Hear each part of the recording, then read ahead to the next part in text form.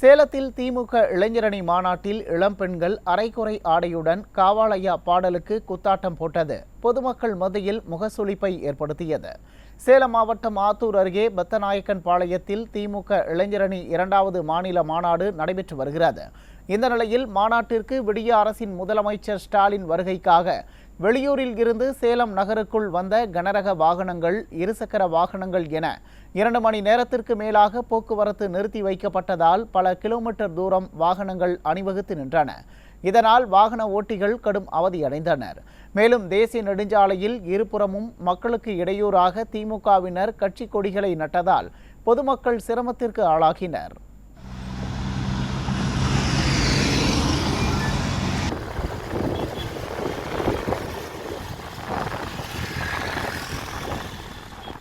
இதைத் தொடர்ந்து இளைஞரணி மாநாட்டிற்கு கூட்டத்தை சேர்க்கும் வகையில் தமனா ஆடிய காவாலய்யா பாடலுக்கு இளம்பெண்கள் அரைகுறை ஆடைகளுடன் குத்தாட்டம் போட்டதால் திமுகவின் உடன்பிறப்புகள் உற்சாகத்தில் திகைத்தனர். இந்த நிகழ்வு பொதுமக்கள் மத்தியில் முகசுளிப்பை ஏற்படுத்தியது.